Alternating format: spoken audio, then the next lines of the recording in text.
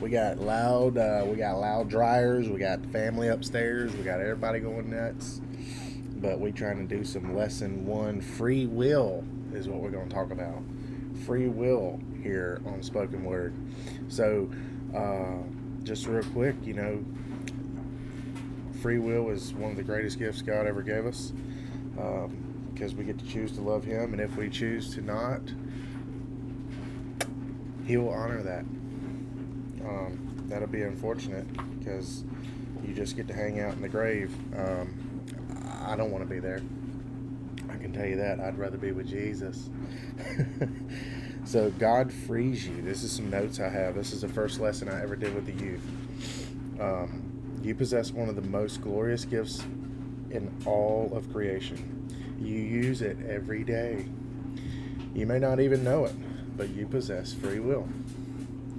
You are made in God's image, and so like Him, you are able to exercise your free will, choosing how to live for yourself. You do not have to choose God's way. You can, in fact, live any way you please.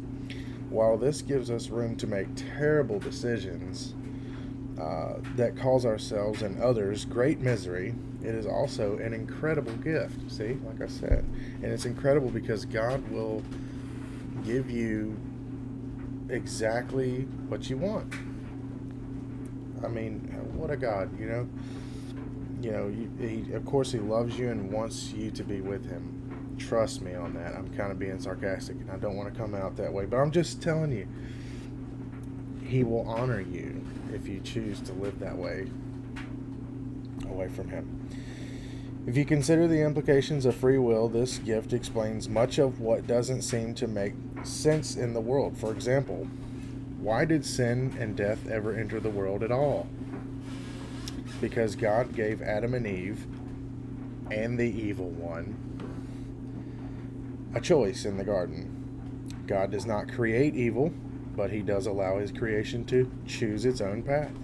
This isn't to say He doesn't guide us. He does, but in the end, we choose God, or we choose to separate ourselves from Him.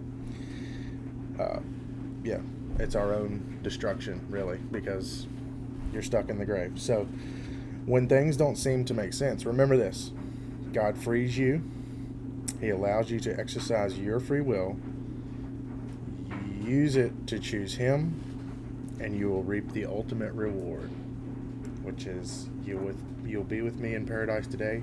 And paradise, translated in that particular moment, is referred to as the garden. Think about that.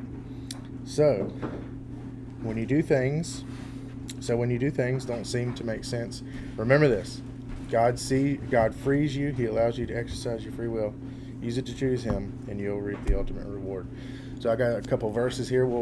I'm gonna start. I want you to understand that I'm gonna take verses and I'm going to put them in context, because I think picking apart little verses and stuff, yeah, we can use it, and we do that, and they make beautiful bumper stickers, and it's so cool. And you see that, and you're like, hey man, I love that verse. But guess what? The Bible was written and made to be understood in context. It's made for you to understand what everything is saying, not like one segment. Now, I mean, give or take, you can see how things work like that. So, but this one is cool. So, I mean, because it's kind of saying, in Galatians 5:13-14, you, my brothers and sisters, were called to be free, but do not use your freedom to indulge the flesh. Rather, serve one another humbly in love. And I think I found one here, 1 Corinthians 10:13. No temptation has overtaken you that is not common to man. God is faithful, and He will not let you be tempted beyond your ability. But with the temptation, He will also provide the way of escape, that you may be able to endure it.